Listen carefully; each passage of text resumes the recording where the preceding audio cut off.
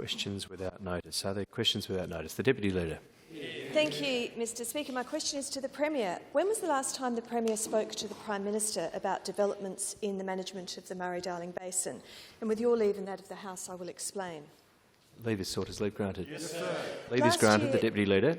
Thank you. Last year, the federal government ruled out any further voluntary buyback of Murray-Darling Basin water for the environment. And yesterday, the federal government ruled out funding any water efficiency measures on farms to free up water for the environment. Premier. I speak to the Prime Minister on a very regular basis on a range of subjects, and one of those is, of course, water. This is also an item which is on the agenda of the formal COAG and now the National Reform Council. Deputy Leader. Thank you, Mr Speaker. My question is again to the Premier. Was the Premier consulted by the federal government prior to yesterday's decision to end on-farm water efficiency projects? Premier. The Minister for Environment and Water. Thank you, Mr Speaker, and I thank the Deputy Leader for her question. The State Government is obviously very disappointed that the Federal Government has made this decision not to proceed with on-farm projects with regard to the return of the 450 gigalitres of water. However, a number of these projects have been advanced, and including some being advanced in South Australia. However, this is not a surrender of any pathway to the 450 by any means. There is still the opportunity. Mr Speaker, for off-farm programmes. We know that off-farm projects have far less impact on communities and irrigators, and particularly they provide a very significant economic stimulus to the communities in which they occur, because they do tend to be large-scale engineering projects. So these projects will be advanced, and in fact I was delighted to hear the announcement today, Mr Speaker, that almost 16 gigalitres has been announced in an immediate project which has gone through the assessment and has been advanced in the Goulburn system within the river. So 16 gigalitres is some 9 times the amount of water ever obtained under the opposition when they were in government, and we continue to see this plan edge forward, perhaps a bit slowly, more slowly than we would like, but it's moving forward, and that's because we've taken the politics out of it and we get on with water delivery. Order.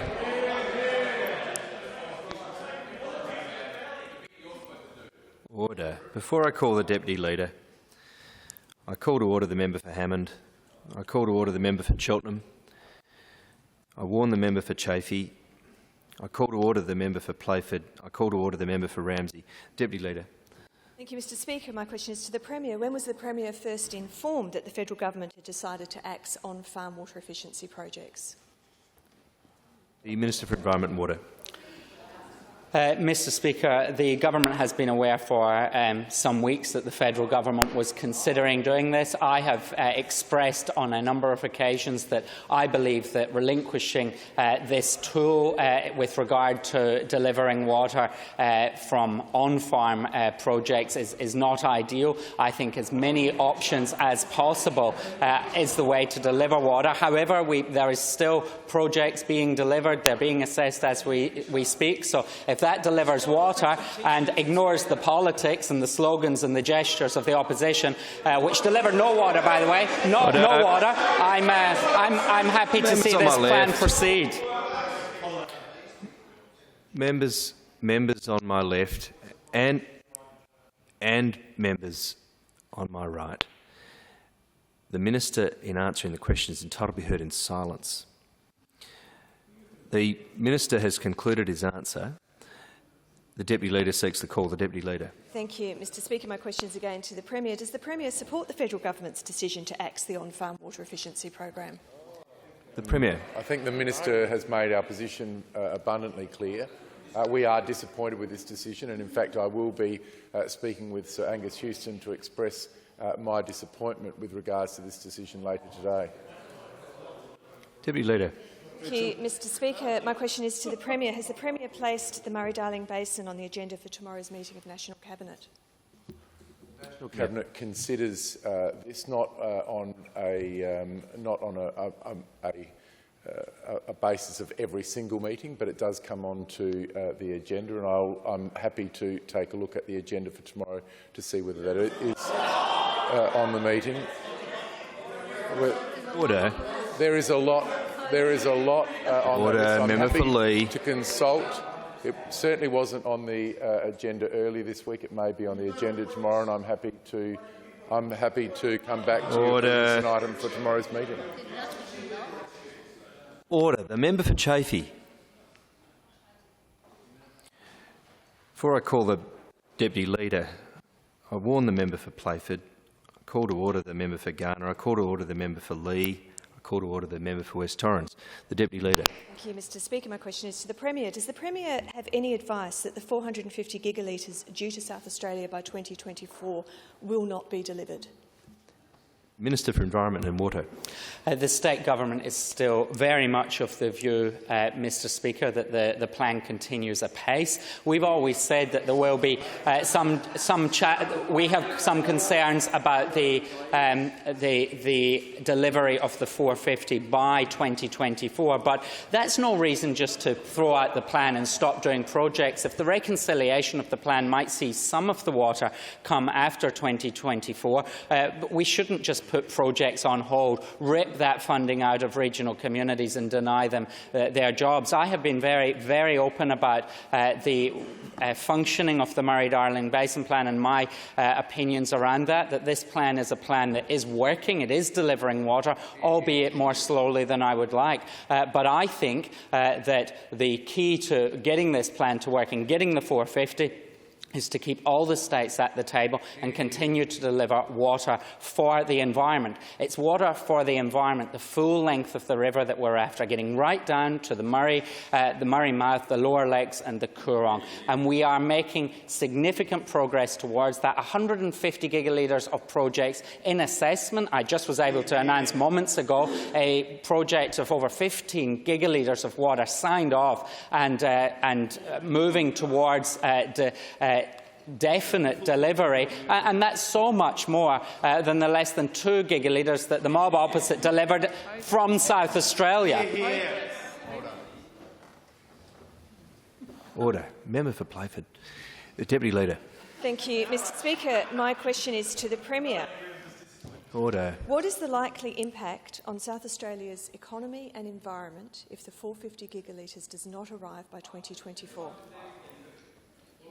The Premier. There are a lot of ifs in that question. The reality is we are still committed to delivering on the project, and I make the point that the water efficiency program, which was funded by the federal government as part of this project of $1.5 billion, still stays in place, and it funds a range of programs, one of which, of course, was the on-farm work that we are referring to in the questions and answers that have been provided to date. The Commonwealth has formed the opinion that because of the very low response to this type of project, then they are removing that now. We don't agree with that position, but it is important to note that the money associated with the water efficiency program, $1.5 billion, stays in place, and we remain committed to the delivery of the full program. Before I call the Leader, I call to order the member for Elizabeth, I call to order the member for Wright, and I call to order the Minister for Education. The Leader.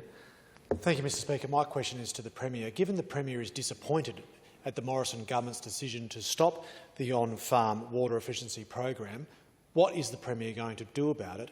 Will he stand up to the Commonwealth government and fight for our state's water? Order. Further leading opposition to my previous answer, sir. The Premier. Order. Members on my right. The Deputy Leader. Thank you, Mr Speaker. My question is to the Premier. Does the Premier remain committed to the changes to marine park sanctuary zones that were gazetted last year? The Minister for Environment and Water. Mr Speaker, the State Government is committed to the various changes that were proposed for marine park sanctuary zones. We took that proposal to make a range of changes to the state election, an election that we were successful in forming government afterwards. I often said this is challenging policy area. We brought together fishers, we brought together conservationists, and they continue to work together and with the government in negotiating this. As I've said many times, I've been really pleased, heartened in fact, of how much closer those two traditionally opposing sectors have been, and I think things are going very well on that front. The member for Lee. Order. The member for Lee has the call. Thank you, Mr. Speaker. My question is to the Minister for Primary Industries.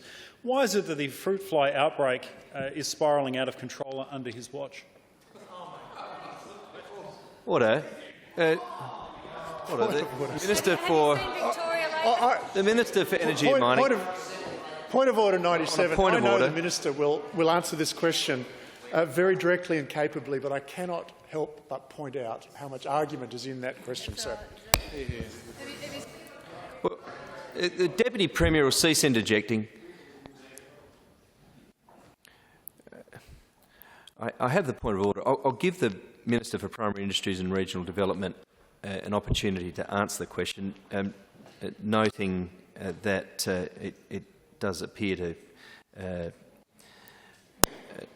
traverse upon subject matter of Standing Order 97. I will give the Minister the opportunity to answer the question. The Minister for Primary Industries and Regional Development. I thank the member for the very important question. It's lovely to see some interest in the primary industry sector from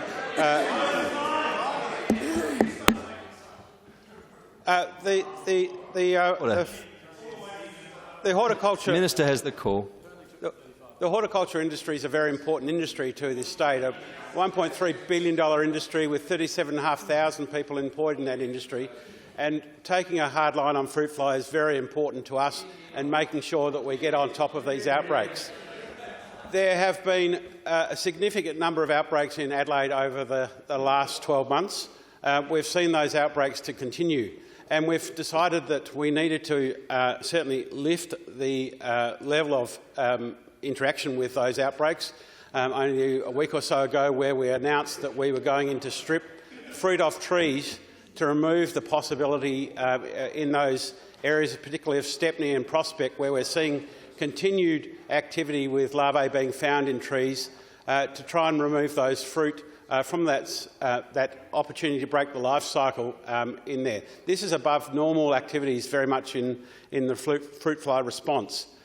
We've been out there baiting. We have about 250 people working in this space across the state, across the 11 zones in the Adelaide area, plus the outbreak zones in the Riverland. It's very pleasing that we are looking like getting on top probably of one of the zones up in the Riverland, in the Monash zone, getting that certainly removed before at the end of this month, providing no more larvae or flies are detected in that zone.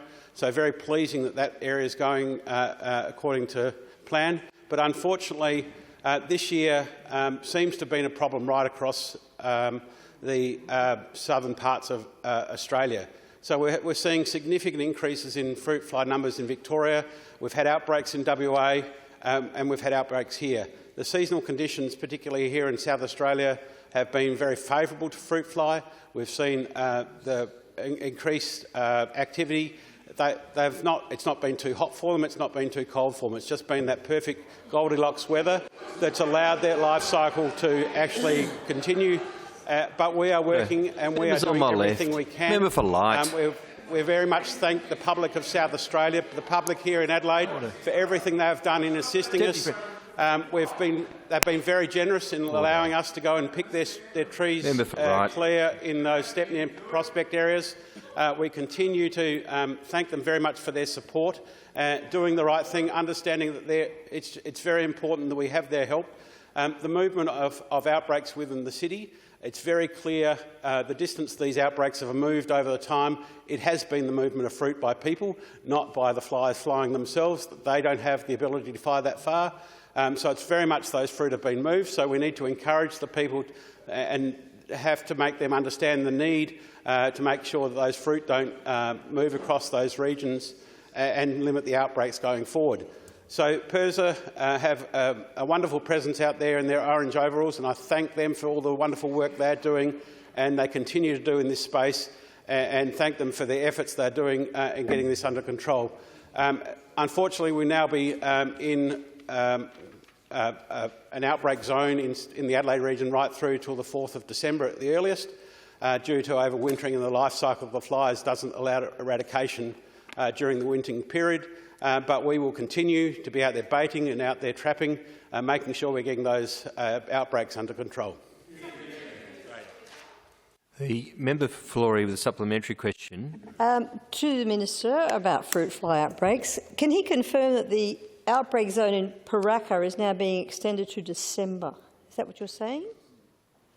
The Minister for Primary Industries and Regional Development. The 4th of December is the outbreak zones in Adelaide are now extended because of the interstate requirements for eradication under the protocols. Order. Before I call the member for Lee, I call to order the member for Mawson. I warn for a second time the member for Chafee. I call to order the member for Light. I warn the member for Wright. I warn the member for Lee. I warn the Minister for Education. I call to order the Deputy Premier. The member for Lee. Thank you, Mr Speaker. My question is to the Minister for Primary Industries. Can the Minister advise the House how much this escalating outbreak over the last 12 months has cost the horticultural industry in South Australia? Minister for Primary Industries and Regional Development. I thank the member for his question. Order. At this point in time, it's very difficult to put a sum on the impact on the particular industries, but it certainly cost the government about $17 million in eradication processes to deal with the outbreak, and it's very hard to put an actual number on what it actually cost industry at this point in time. The order. Order, members on my right. The member for Lee. Thank you, Mr Speaker. My question again is to the Minister for Primary Industries. What financial support is available from the state government to support the industry as it struggles with this outbreak? The Minister for Primary Industries and Regional Development.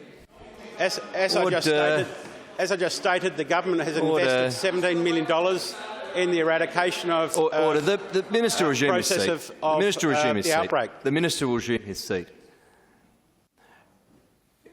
The level of noise in the chamber means that it's difficult for me to follow the answer that the Minister for Primary Industries and Regional Development is giving.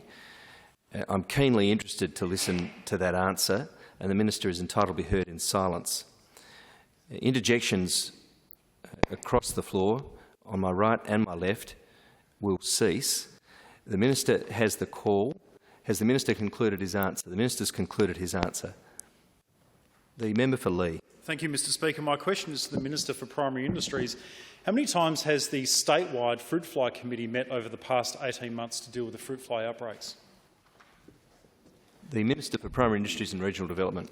I can't give you an exact answer on that number, but there are two particular areas of engagement in that space, here in the city and up in the Riverland, and they both meet at numerous times when required.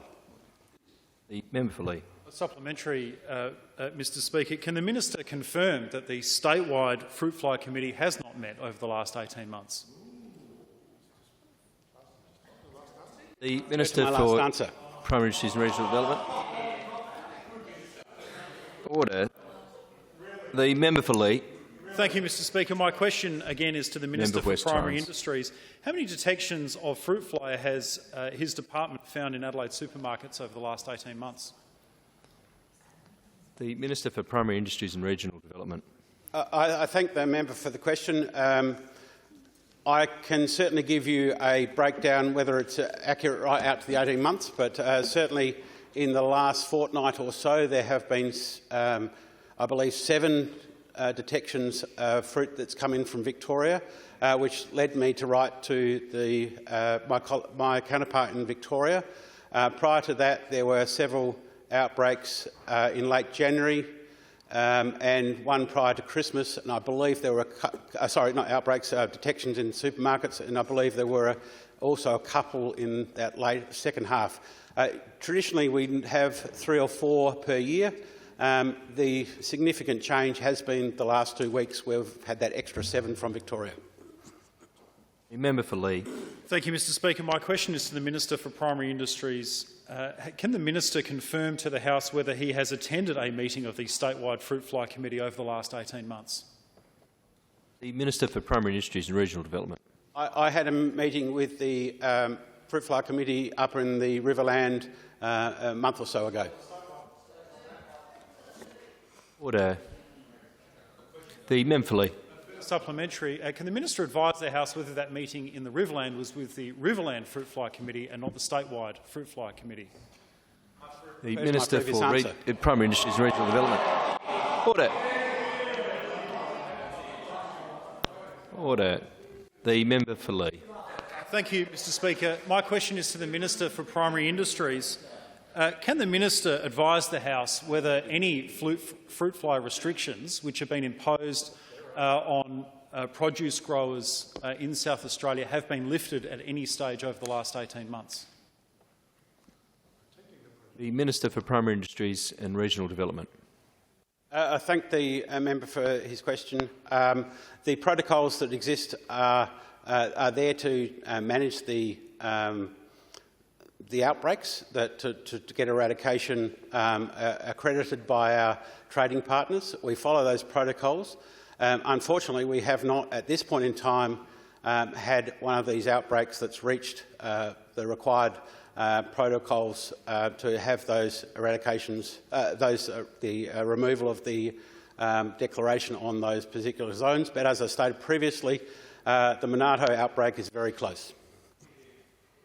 The member for Lee. Thank you, Mr Speaker. My question is to the Minister for Primary Industries. Can the minister advise the House what is the threshold for lifting restrictions in place on growers in South Australia, and have any growers over the last 18 months met that threshold?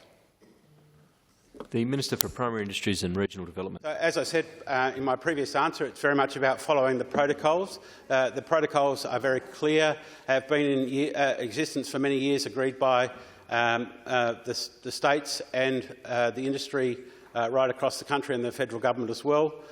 We follow those protocols and will remove those under those protocols. The member for Lee.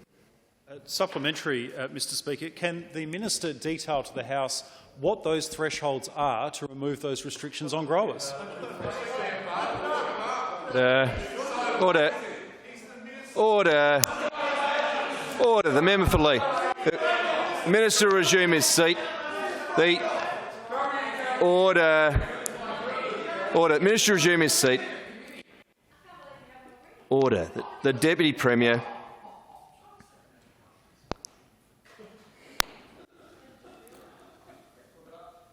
Order. Before I call order, members on my left, before I call the Minister for Primary Industries and Regional Development, I warn for a second time the member for Lee, I warn the member for West Torrens, I call to order the Minister for Energy and Mining, I warn the Deputy Premier, and I call to order the Premier. The Minister for Primary Industries and Regional Development has the call. The Minister for Primary Industries and Regional Development. Thank you, Mr Speaker. I'd be happy to supply the member with the website details for those details. The member for Lee. Mr Speaker, my question is to the Minister for Primary Industries. Can the minister advise the House why it's taken until now, 18 months after the start of these outbreaks, to finally engage in a broad-scale public awareness campaign of the outbreaks?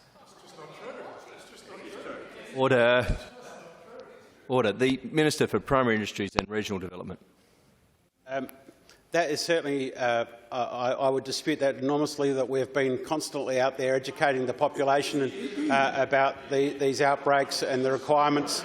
As I stated before, these outbreak requirements have been in place for many years. Order. These have been a responsible and a bipartisan responsibility of all governments previously to support the industry in this process, and the government continues to follow those protocols and does not quite understand why the opposition decide to make this a political issue, because we're out there protecting our industries. Order. The member for Lee. Order. The member for Chaffey will cease interjecting. The member for Lee. Thank you, Mr Speaker. My question is to the Minister for Primary Industries. Whose responsibility was it to advise parents of school children about the restrictions on the movement of fruit to and from school via lunchboxes before the school term went back? Order. The Minister for Primary Industries and Regional Development. I thank the member for the question. It's very important that people understand the requirements of every law that exists in this state. It's their own responsibility Minister. to understand whether there are laws governing people understand what they need to do when driving a car. These are the laws that have been in place for many, many years, that in an outbreak zone that you're not allowed to remove fruit from your property, and we continue to encourage and thank the people of South Australia for doing exactly that. Order. Members on my left. The Leader.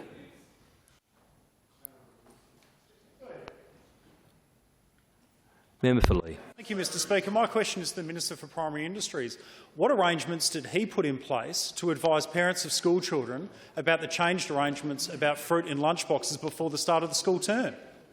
The Minister for Education. I thank the member for the question. Obviously, communicating with parents directly is something that school principals do. There was information that was available from PIRSA. Order. Communicating with parents is something that school principals do on a regular basis. They do so at the beginning of term. One of the complications we had in some areas on the first week of school was indeed that there was a bushfire risk, as I recall, that had some sites closed. So that struggled in some schools. But the majority of our schools that were in one of those red zones were able to communicate with families, and the quality of that communications has only improved over the last several weeks. Indeed, I think that any member of the community has seen the public advertising, and indeed schools that are in those red zones were provided with information that's entirely relevant to their school communities. Order. Members on my left. Deputy Premier. Member for Lee. Speaker, my question is to the Minister for Primary Industries. Can the Minister advise the House what arrangements he put in place to advise school principals of public schools, independent schools and Catholic schools before the start of the current school term? The Minister for Education. Order. Order. The Minister for Education has the call. Minister for Education. Further to my last answer, information that was going through the Education Department to school principals came from PIRSA I think the Friday before school started, and either on the Friday or the Monday, I think the Tuesday from recollection was a public holiday. There was, in most sites, information that was specific to their sites. Of course, one of the complications was the rules were different in different areas because not all schools had the same rules apply. Not all schools were in a red zone. Some schools, indeed, were not in an outbreak zone at all. And so that work to make sure that the schools were able to provide the accurate information to their parents was undertaken and was not helped, I've got to say, by the opposition going out and doing press conferences suggesting that this was a matter that was going to affect every single school, every single family in the state. That definitely added to the confusion. We encouraged parents to listen to the advice that was provided by their principals, and much of that advice came from PIRSA. Some of it was also supported by the Department for Education. Order. Before I call the member for Lee, I warn the member for Schubert. I warn the member for Cheltenham. I call to order the member for Hurdle Vale. I call to order the Leader. The member for Lee. Thank you, Mr Speaker. My question is to the Minister for Primary Industries. What steps did the Minister take to assure himself that parents of school children had been adequately advised of the changed arrangements before the beginning of the school term? The Minister for Primary Industries and Regional Development. Firstly, I'd like to dispute the question, because actually there were no changed arrangements. The arrangements were exactly the same arrangements been in place for many years. The message that was out there was very much, please do not take fruit off your property. That's the requirements when in an outbreak zone. That has not changed. We were asking people just to follow the rules that have always been in place. Member for Lee. Thank you, Mr Speaker. My question is to the Minister for Primary Industries. Can the Minister advise the House who released information so that the Advertiser could publish an article the Friday before the week that the school went back, advising the changed arrangements with the management of food in school The member for Lee will resume his seat. The Minister for Energy and Mining rises on a point of order. Yes, Standing Order 97. It's a ridiculous question involving an enormous amount of argument, Mr Speaker. Minister, I don't require the editorial. I uphold the point of order. I'll give the member for Lee an opportunity to rephrase the question, and I remind all members of the stipulations of Standing Order 97.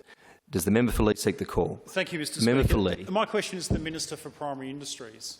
Did the Minister's office or his department provide any information to the Advertiser? And with your leave, sir, and that of the House, I'll explain my question. Leave is sought. Leave is sought. Is leave order. The Minister for Energy and Mining will cease interjecting. The Minister for Energy and Mining is warned. Leave is sought. Is leave granted? Yes, sir. Leave is granted. The member for Lee. Thank you, sir.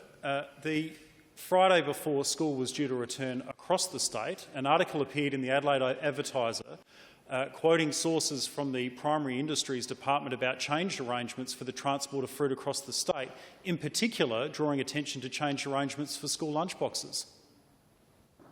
The Minister for Primary Industries and Regional Development. I thank the member for the question. I am not responsible for the way the reporter may choose to write their article. The issue is that it was very much made clear to the Advertiser reporter that we were requiring people not to take their fruit off their property, as had been in place for many years. We were just reinforcing the issue with on the response into an inquiry from the Advertiser, and so the interpretation of the Advertiser into their story is what they wrote. Member for Lee. Thank you, Mr Speaker. My question is to the Minister for Primary Industries. Can the Minister advise the House what arrangements have been put in place, if any, to limit the importation of infected fruit into South Australia? The Minister for Primary Industries and Regional Development. Members on my right. Members on my right. The Minister has the call. The Minister. I thank again the member for his important question. Immediately on the detections of these fruit fly larvae in fruit and supermarkets, it triggers a response back to the Department of Agriculture in Victoria to inform them of the breach. In response to that, then there has been suspensions put on the properties that were involved in those breach, as well as one of the fumigating businesses that operates in Victoria in response to their operations.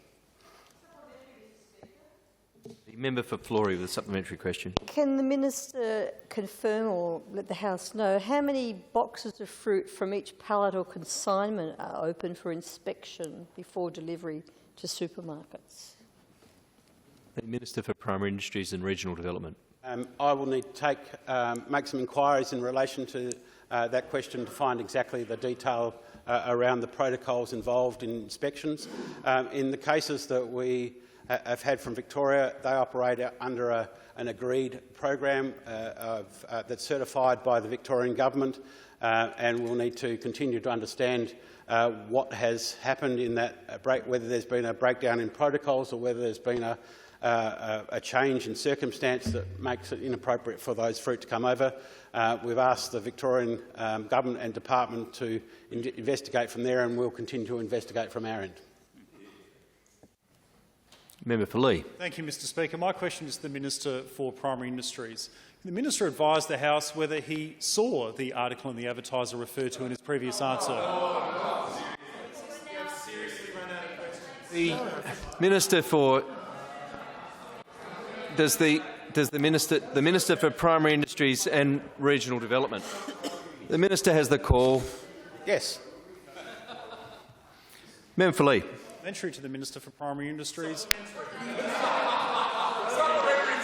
Order. The Premier.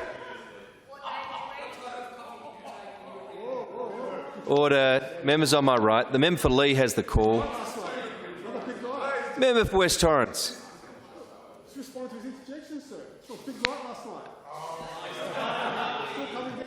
The member for Lee has the call.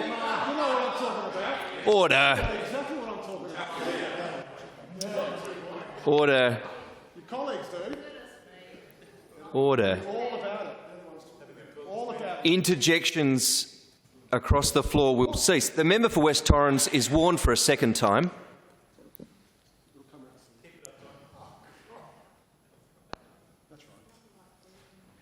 Member for Lee has the call. Member for Lee. Mr. Speaker, a supplementary to the minister. On seeing that article in the Advertiser, did he find any information in it incorrect?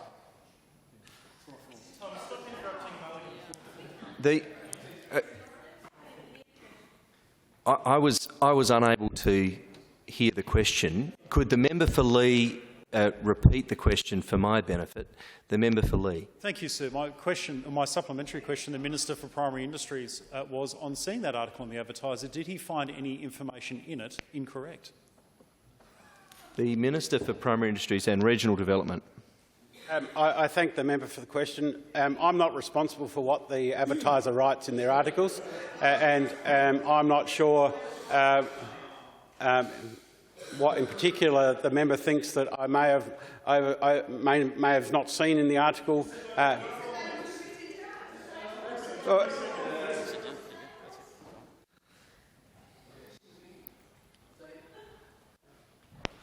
Before I call the member for Lee, I warn the member for Hurtle Vale. I warn the Premier. Member for Lee. Thank you, Mr. Speaker. A further supplementary to the Minister for Primary Industries, did he take any steps to correct any information that he found in that article in the Advertiser? I refer to my last answer. The Minister for Primary Industries and Regional Development has concluded his answer. The member for Raynell. Thank you, Mr. Speaker. My question is to the Minister for Child Protection. Can the Minister please update the House as to the status of the tender process for the Family Preservation Service currently run by Anglicare?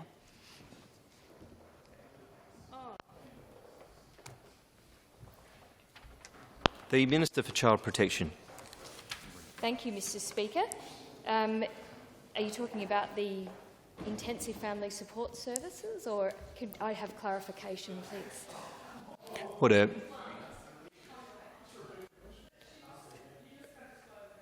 Order. The member for Raynell. Can the Minister please update the House as to the status of the tender process for the Family Preservation Service currently run by Anglicare? The Minister for Child Protection. Thank you, Mr. Speaker. I believe that the member is referring to the Intensive Family Support Services. That was a pilot by Anglicare in the north that is funded by DHS, and I'll bring back an answer to the House. Member for Raynell. Thank you, Mr. Speaker. My question is to the Minister for Child Protection. Can the Minister guarantee these important early intervention services provided by Anglicare will not be disrupted in any way should a different provider be awarded a new contract? The Minister for Child Protection. Thank you, Mr. Speaker. On coming into government, we've made significant reforms, including working as a whole-of-government response. And what we found with the Early Intervention Research Directorate found that under the former government, the evidence was they weren't evidence-based programs, they weren't evaluated, they weren't delivered in the right manner, they weren't culturally competent, and we had to look at new ways of delivering evidence-based, evaluated programs. And as a result of that, the Department for Human Services, which has jurisdiction over the early intervention and prevention programs, has initiated several pilots, one of which is the Anglicare Intensive Family Support Service in the north. We also have one run by KWY in the west, which was also a pilot program. And there is there's the Benevolent Society social impact bond, which is also a family preservation or intensive family support service, which is about to start in the south. That's out for tender at the moment. These programs, as per a Liberal government, need to be evaluated. We need to make sure that we are getting the outcomes that we anticipated, and then the tender process will go ahead as it should. The member for Raynell. Thank you, Mr Speaker. My question is to the Minister for Child Protection. Minister, do you agree your serious failures outlined in the Rice Review have undermined public confidence in the child The member for Raynell will resume her seat. And that of the member for Raynell will resume her seat. Order. Order. The Minister for Energy and Mining on a point of order. Mr Speaker, we've been through this many times. No member gets to make an outrageous assertion and then ask for leave from the House afterwards, Mr Speaker. Order. The question, as it's presently framed, offends against Standing Order 97. I will give the member for Raynell an opportunity to rephrase, and in anticipation of the seeking of any necessary leave, I would remind the member for Raynell of the opportunity to do so. The member for Raynell. Thank you, Mr Speaker. My question is to the Minister for Child Protection. Minister, do you agree public confidence has been undermined in the child protection system? And with your leave and that of the House, Mr Speaker, I will explain. Leave is sought. Is leave granted? Leave is granted. The member for Raynell. Mr Speaker, the Rice Review, tabled just over 2 weeks ago, outlined, quote, the Minister's serious failures, end quote. The Deputy Premier. Thank you, Mr Speaker. I'd like to take the opportunity to assure the House that the recommendations of the Rice Review are underway. In particular, can I refer to the recommendations 1 and 2? Someone from the Crown Solicitor's Office has been appointed to assist in the supervision of the obligations in relation to those accepted recommendations and to assist with recommendation 3. As to recommendation 4 and 5, I can assure the House that drafting is on its way in relation to the legislation to support the progress of that in the months that I've committed to ensure that that's brought to the Parliament. The member for Raynell. Thank you, Mr Speaker. My question is to the Minister for Child Protection. Have any members of staff in her department had their employment terminated or duties changed as a result of the findings of the Rice Review that were tabled in this Parliament 2 weeks ago? The Minister for Child Protection. Thank you, Mr Speaker. And clearly I'm not the CE of the department, I'm the Minister. And what I can say is that we had... Order. Order. The Minister for Child Protection has the call. The Premier will cease interjecting. The member for Raynell will cease interjecting. The Minister for Child Protection has the call. She's entitled to be heard in silence. The Minister for Child Protection. Thank you, Mr Speaker. The Rice Review did not recommend any changes to employment. The member for Raynell. Thank you, Mr Speaker. My question is to the Minister for Child Protection. Now that the Minister has had 2 weeks to investigate, can she tell the House whether any of the 5 girls who are pregnant and identified in the Rice Review have had police reports made in relation to them? The Minister for Child Protection. Thank you, Mr Speaker. And as the member would be aware, I will not be speaking about any specific details of any individual cases. I am briefed on... Sorry, you've got your microphone. The Minister has the call. I can see your microphone on there. So I am briefed, as I have made the House aware. Order. Members on my left. Any significant incidents, and I do meet regularly with my department. All criminal matters would be referred to SAPOL for further investigation. The member for Raynell. Thank you, Mr Speaker. My question is to the Minister for Child Protection. How many critical incident reports has the Minister received since the Rice Review was tabled 2 weeks ago? The Minister for Child Protection. I'll take that on notice and, if appropriate, bring back an answer. The member for Raynell. Thank you, Mr Speaker. My question is to the Minister for Child Protection. Does the Minister agree with child safety campaigner Sonia Ryan that she is, quote, completely disconnected, end quote, from her job? And with your leave, Mr Speaker, and that of the House, I will explain. Order. Order. Order.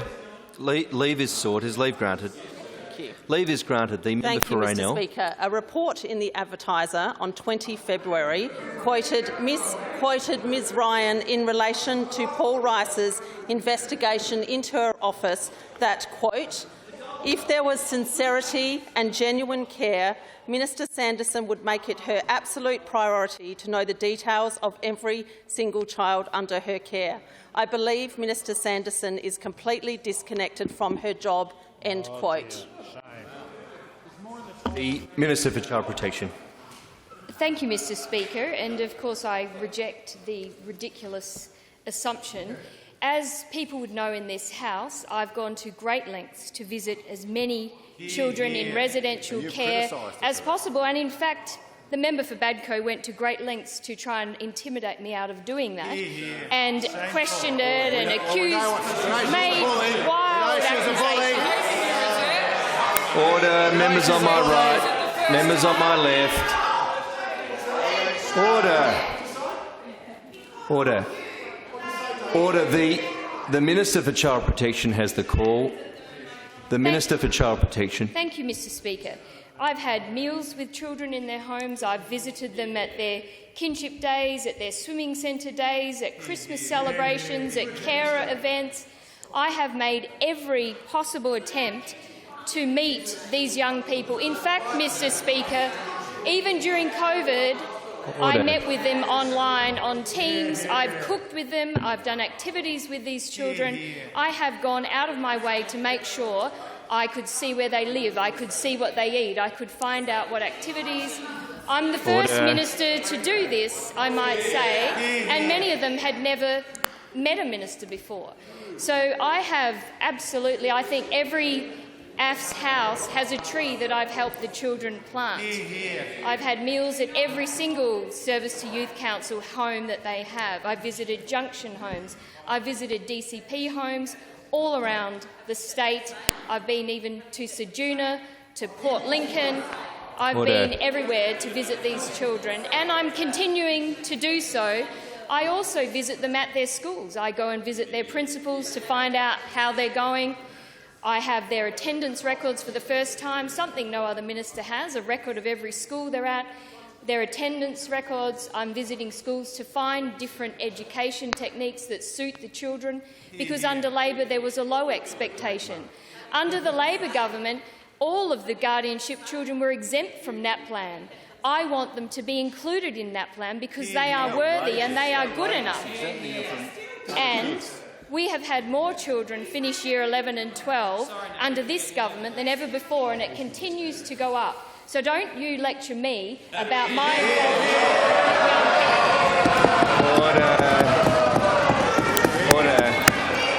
The member for Hurdle Vale. Order. The Minister for Child Protection has the call. I think the Minister has concluded her answer. Order. Order. Before I call the member for Raynell, I warn for a second time the member for Hurdle Vale. I call to order the member for Colton. I call to order the Minister for Trade and Investment. I warn for a second time the member for Playford. I call to order and warn the Minister for Innovation and Skills. Order. Members on my left.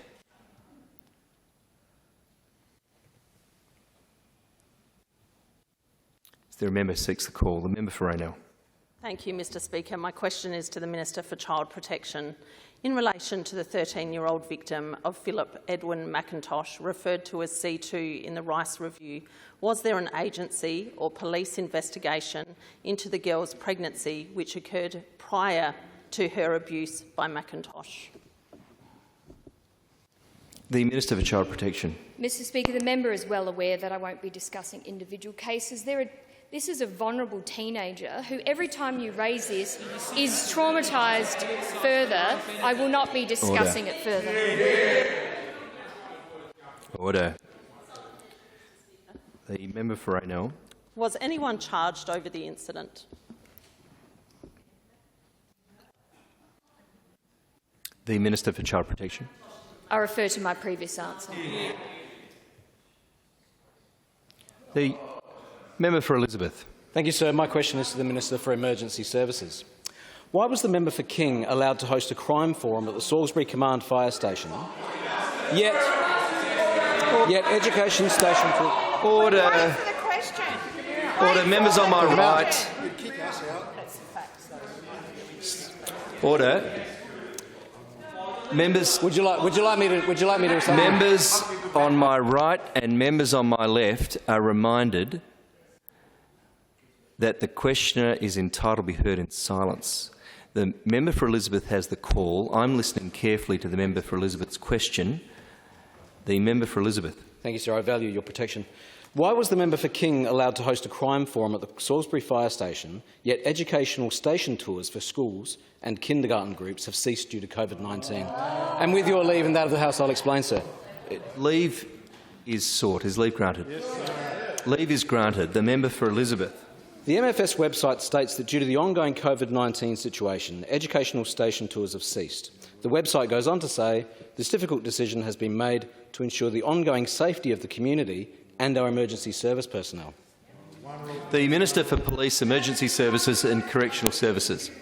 Thank you, sir. I thank the member for Elizabeth for the question. As I've pointed out before, I believe that the member for King made these booking arrangements. I also have been advised this morning that there were also some comments that were made that I believe that new builds may also have capability to facilitate public meetings, including, for example, a local MP to host interest groups for community benefit. Now, sir, we know that there has been some disruption during COVID, so what I'll do is, on behalf of the member for Elizabeth, I'll make those inquiries, and if there has been some disruption because of COVID, just like in the rest of the world, if there are some things that were done that can be done again, I'll make inquiries, and I see no reason why those types of tours would be held up, but I'll certainly make an inquiry and come back to the member. The Leader. Thank you, Mr Speaker. My question is to the Minister for Tourism. How much money has been paid by the state government to Supercars for the cancellation of the Adelaide 500 event in 2021? Deputy Premier. My understanding on this matter is that there was some discussions in relation to the cancellation of the project, but I'll get exactly the details that we are able to disclose in relation to the any discussion or any resolution of that matter and or any payment made, if that's able to be released. Order. Before I call the Leader, order. The member for Schubert. The Leader. Thank you, Mr Speaker. Now that the Minister for Tourism is here, has the Minister concluded with... Order. The Minister for Energy and Mining on point of order. The Leader resume his seat. Should know that that comment is out of order. Defence standing order. I think it's 125, but I'm not sure of that one.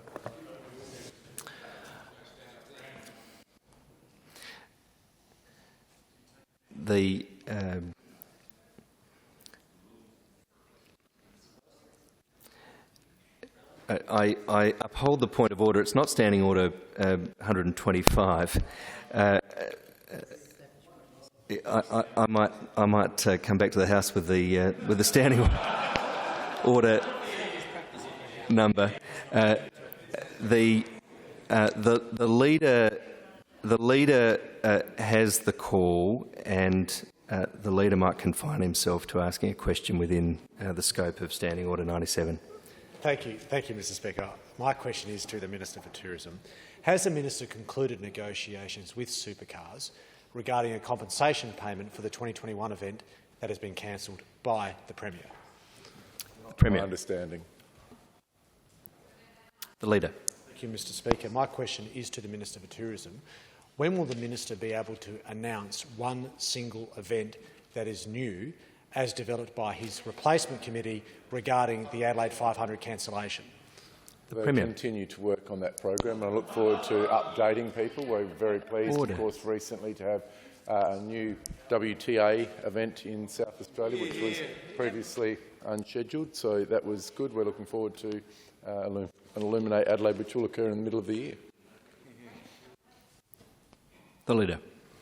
Thank you, Mr Speaker. My question is to the Minister for Tourism. Given the Adelaide 500 event was scheduled to occur last weekend and instead there was a supercars event in Bathurst, wouldn't it have made sense to have a plan in place for replacement events before the decision to cancel the Adelaide 500? Order. Order. Members on my right. Order. When the House is silent, I'll give the Premier the opportunity to respond to the question. Does the Premier seek the call? Premier. Well, I think if the Leader may recall that the decision to not proceed with the March event was made, October, November. I think way before that, in fact, because mass events. Yes. Yes, in fact, we were talking about earlier in the year, talking about cancelling the March event and moving it to later in the year. I think late in October, as the Leader refers to, was when we made the decision not to proceed with the supercars at all. The member for Cheltenham. Thank you, Mr Speaker. My question is to the Minister for Education, representing the Minister for Health. Were any other locations at the QEH or alternative sites investigated before the QEH COVID-19 clinic was closed, and if not, why not? The Minister for Education. Look, I thank the member for the question. I'm, without necessarily accepting the characterisation, but not necessarily not either, I will seek a response from the Minister for Health to the question as asked and bring it back to the House. The member for Cheltenham. Come back to the member for Ghana. Thank you. Supplementary, Mr Speaker. Will the Minister for Health, on behalf of Minister for Education, on behalf of Minister for Health, advise if any other COVID-19 clinics in metropolitan Adelaide will be closing or have been investigated to close? The Minister for Education. I'll take that on notice. Order. The member for Ghana. John, Tim's got a question for you. Order. Order. The member for Ghana has the call. The member for Ghana. Thank you very much, Mr Speaker. My question is to the Premier. Was the entire southern suburbs of Adelaide left without any ambulances last Monday night as they were all ramped at Flinders Medical Centre? And with your leave, sir, and the House, I explain. Leave is sought. Is leave granted? Yes, sir. Leave is granted. The member for Ghana. A paramedic, Chris, on 5AA this morning said, and I quote, "Probably going back just a week ago, I worked in the southern metropolitan area." Order. Order. Interjections on my left and on my right will cease. Would the member for Ghana repeat the question, please? It's disappointing there's so little respect for our paramedics. Order. Paramedic Chris said, "So probably going back just a week ago, I worked in the southern metropolitan area. At one stage last week, on the Monday evening, I believe there was only one ambulance from our entire area that wasn't at Flinders Medical Centre, and it was actually out of our catchment and it was at Yankalilla. As far as I'm aware, from Mitcham through to McLaren Vale and Aldinga, there were no available ambulances for the southern region ready to serve the community." Well, I think there's been quite a considerable amount of coverage in the fact that there was a very significant surge on Sunday and Monday last week. With regards to the specifics that the member puts forward, I'm happy to go and check, but I think we're all aware that there was a very significant surge in presentations and the requirement for ambulances at that time. Member for Ghana. Thank you, Mr Speaker. My question is to the Premier. Does the Premier believe it's acceptable that paramedics should have to work 10 hours straight without a break? And with your leave, sir, and the House, I explain. Leave is sought. Is leave granted? Leave is granted. The member for Ghana. A paramedic, Craig, called into 5AA this morning and said that he was dispatched to 16 cases over a night shift, travelled 260 kilometres by himself that night, over a 12-hour shift, He thankfully finished on time, but didn't have a break up until the 10-hour mark.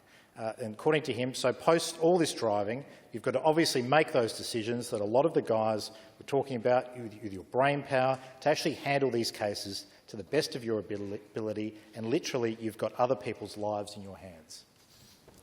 Premier. Look, as I've stated in this place on many occasions, paramedics in South Australia do an outstanding job, and they always put their patients' lives first, and that does mean sometimes there are, in exceptional circumstances, these types of situations.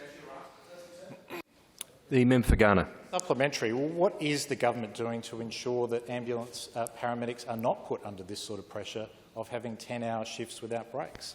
Well, the Premier. I refer the member to my answers that were provided yesterday, which I think showed unequivocally that we had very significantly increased the resources, both in terms of the budget and also in terms of the personnel since coming to government. Order. The Leader. Member for Ghana. Well, on that, my question is to the Premier. Why has the state government made a cut of $11.5 million of total expenditure for SA Ambulance Service over 2 years? And with your leave, sir, in the other House, I explain. Order. Leave is sought. Is leave granted? Yes, sir.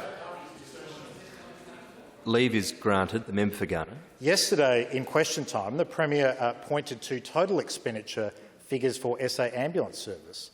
I therefore checked those figures and can outline the total expenditure figures as published in the last state budget. In 2018-19, the total expenditure was $324.8 million. Then it reduced in 2019 to the total expenditure of $319.8 million.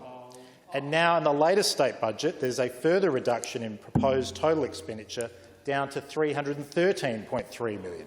This equals a reduction over 2 years of $11.5 million. Order. The Premier. Thank you, sir. I refer the member to my answer yesterday, and I encourage him.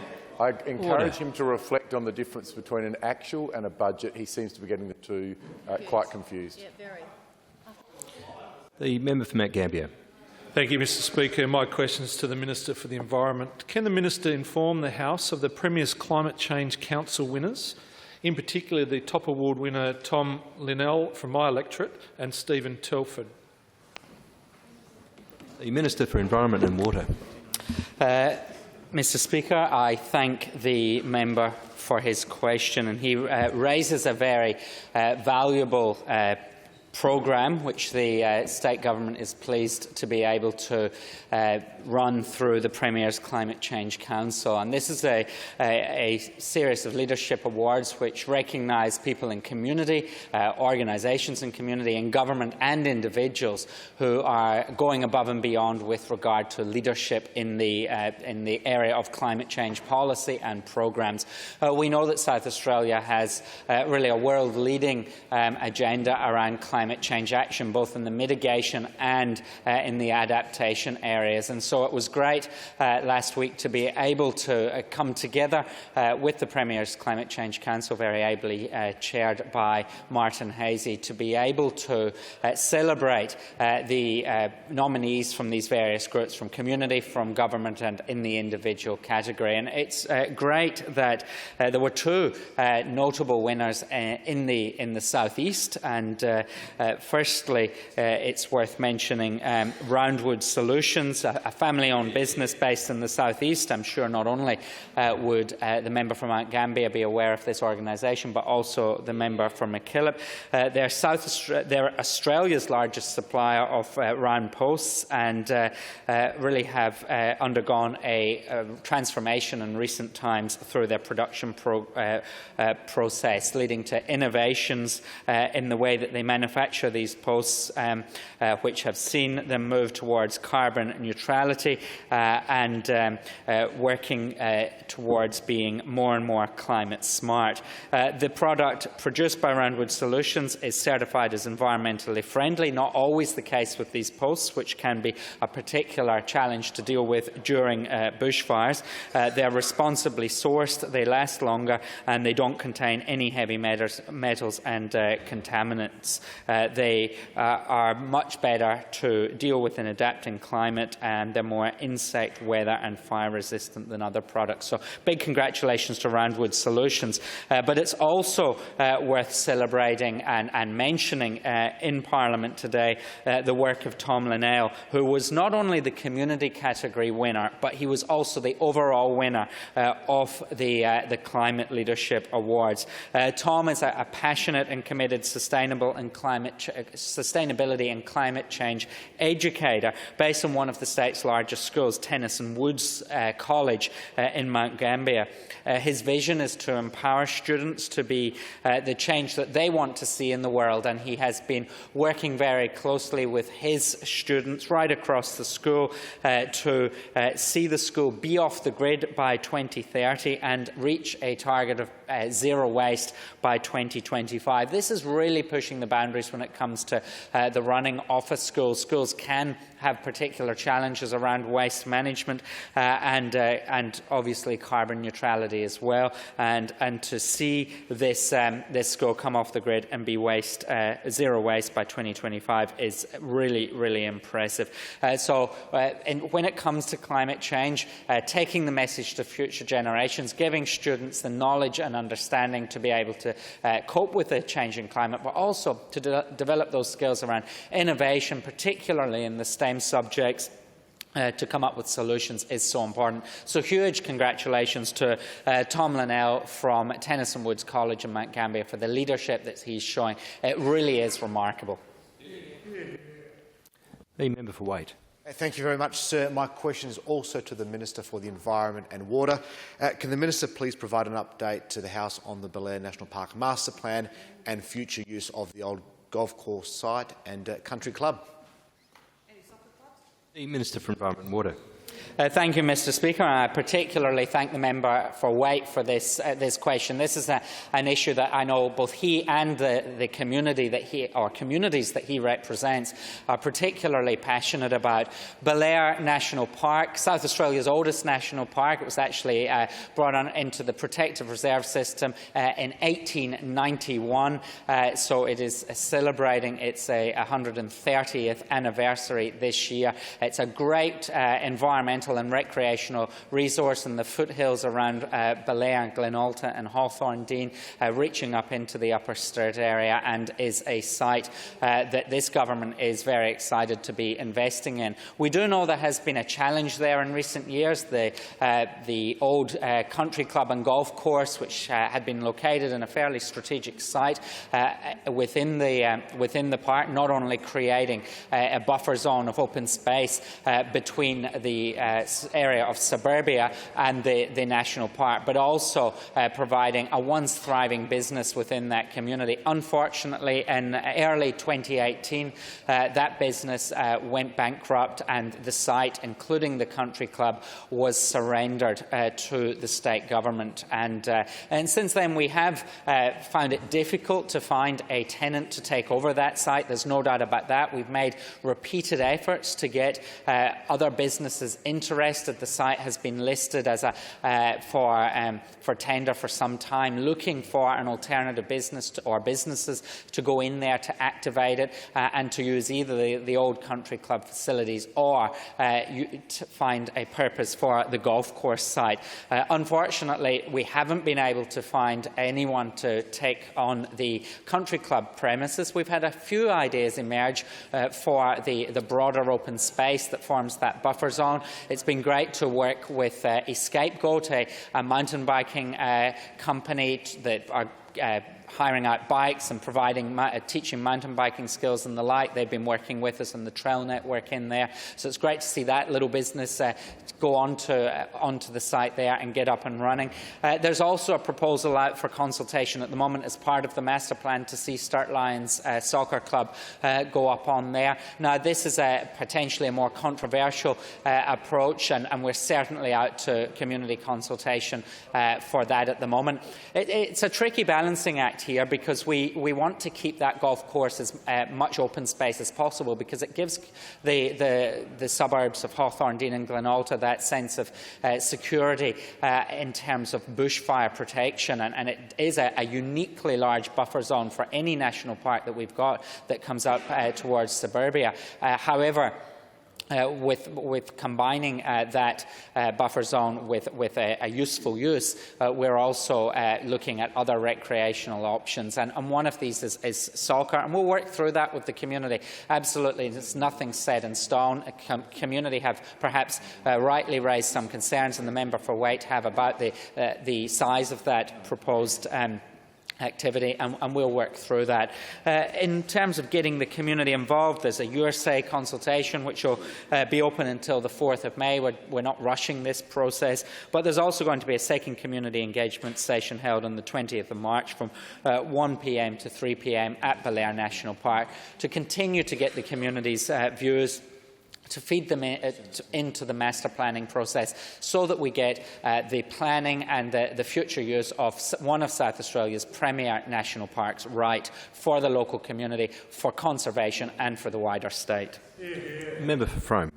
Thank you, Mr. Speaker. My question is to the Minister for Innovation and Skills.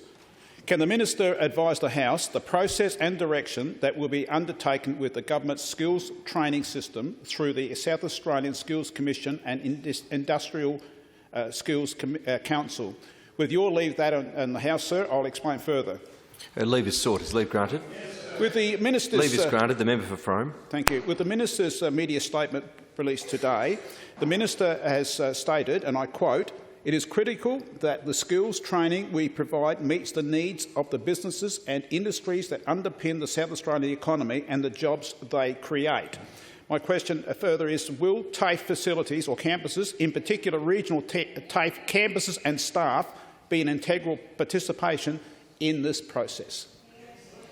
The Minister for Innovation and Skills. Thank you, sir. Well, the short answer is yes, and it's just a pity that the member didn't have as much enthusiasm for TAFE campuses when he was a member of the government. And they closed 14 TAFE campuses, predominantly in regional South Australia. The Minister resume his seat.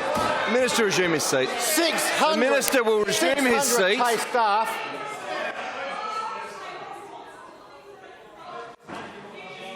I warn the Minister for Innovation and Skills for a second time. Members on my left will cease interjecting. Does the member for Frome rise on a point of order? Yes, Mr. Speaker. I personally take offence at that, because as the Minister understands that each minister has their own responsibility, and I do take offence at him bringing that up.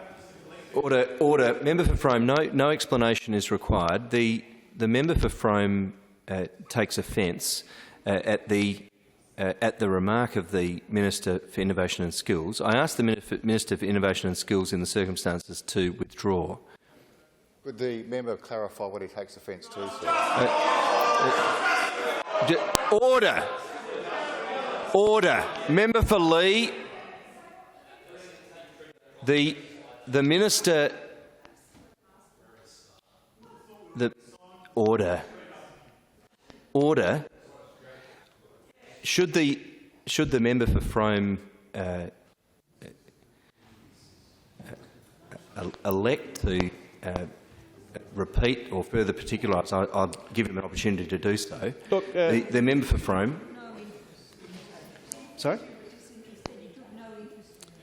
Yes, Mr. Speaker. He indicated that I took no interest in the directions of the TAFE facilities, and I take offence at that, because, as the minister knows himself, each minister has the responsibility, and it's a cabinet decision that is made. Order. Order. The member for Frome has indicated that he takes offence in accordance with Standing Order 125. In those circumstances, it is appropriate for the member to withdraw on my request. I request the Minister for Innovation and Skills to withdraw. I'll withdraw, sir. And I think it's the chamber needs to understand that the member for Frame was the Minister for Regional Development. Order. The Minister resume his seat. The member for Leon, a point of order. The member for Hurdle Vale will cease interjecting. The member for Leon, a point of order. A point of order, Mr. Speaker. Standing Order 98. The minister is clearly debating in his answer rather than answering the question. He was asked a very specific question about the future direction of the Skills Council, and all he's doing is hacking into the member for Frome. Order. The occasion. Order. Members on my right. The occasion to raise a point of order is not an opportunity to debate the matter. I uphold the point of order. The Minister for Innovation and Skills will direct his answer to the question. The Minister has the call. The Minister. Thank you, sir. Well, the member for Frome will be pleased to know that our vet commissioning program will see more TAFE delivery in regional South Australia, Mr. Speaker.